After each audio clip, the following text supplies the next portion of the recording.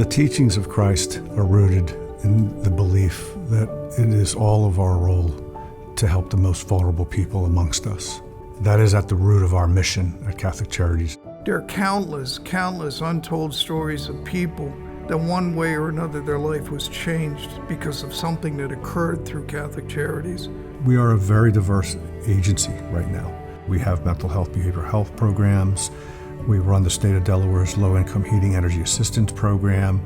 We run food distribution programs. We run an immigration program, a child adult care food program, and we also operate Bayard House. We run Marydale Retirement Center. We run Seton Center. We also run a shelter, Casa San Francisco. And as you look at them, they all trace back historically to this letter from 1829.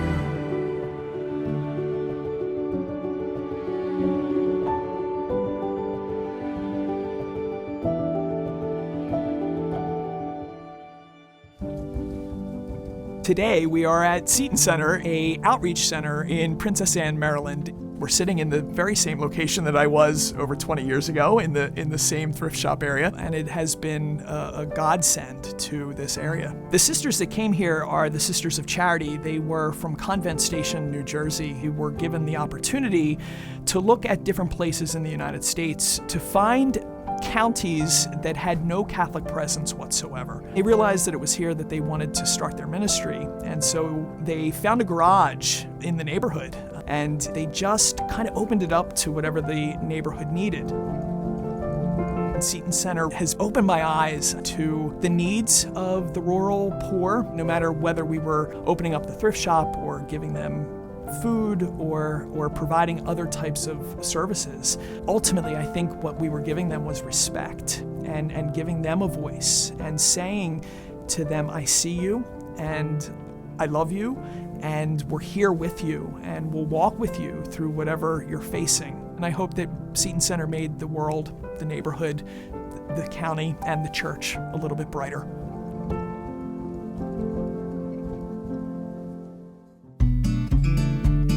My name is Marion Bow. I was the English as a second language teacher and the GED teacher. And then after I was there 2 years, I became the director. We had a daily hot noon meal, which was mainly senior citizens, and it fed about 40 people. And we had the emergency food pantry as well. The building was more than 100 years old, and it's on a historic street. So took them a long time before they got started to building the new building. They would never let them take the old building down. Upstairs, it had 3 bedrooms, 1 big one and 2 smaller ones. We'd had the shelter program, which was 12 beds, and during Code Purple, maybe another 8. There was a really nice man at MBNA, and every year I asked for 12 sleeping bags. He said, "Why do you need them every year?" I said, well, you know, they come in with nothing. They're Code Purple people. I let them take the sleeping bag with them when they leave. So yes, I need them every year. It was the best job I ever had in my life, and I felt I made a difference.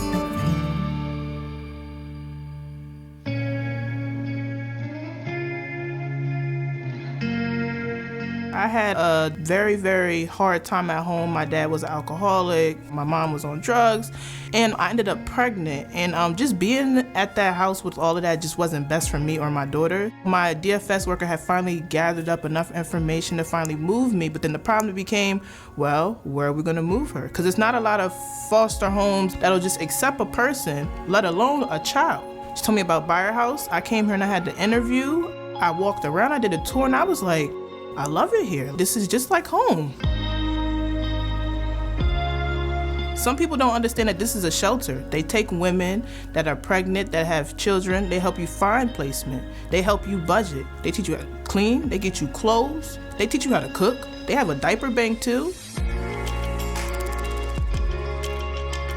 The case manager, she had helped me look for an apartment, and we found one. They got me furniture. I had bedding and everything, so the transition was very easy. I like to help people, and when I had came here maybe like a couple weeks ago, maybe a month ago, I was just sitting in the living room and I was talking to all the girls. That literally made my day. Being able to talk to somebody that's like oh, I can't do this. Being able to talk to them and be like, well, listen, I know it's kind of hard right now, but I was there. I was there very young, and I made it out.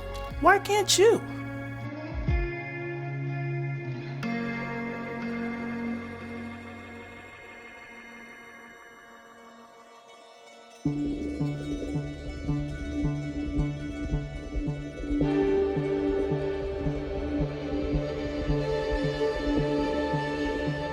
We have been given the opportunity to read the original letter that founded the beginnings of the work of Catholic Charities.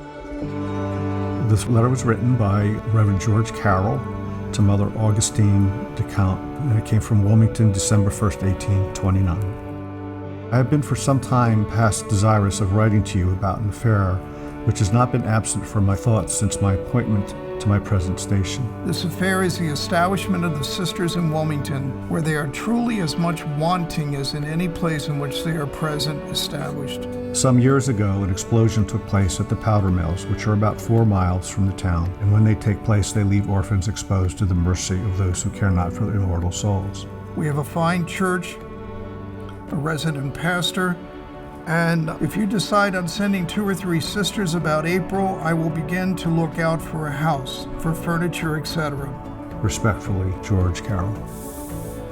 I feel like I know how the whole thing started.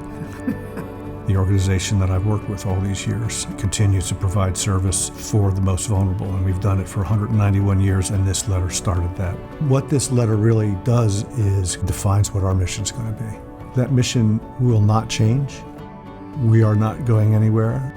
I won't be around for the 290th anniversary of Catholic Charities, but Catholic Charities will be. Catholic Charities takes what happens within the church and then says, and now this is how you live it. I think there's too much suffering in this world that we really should do something about. People were struggling then, it's still going on now. And being able to have a program like this is just really helpful. They probably had no conception of what this would look like 190 years in the future. But if we had the opportunity to be able to ask them, I think they would be extremely pleased with what's happened.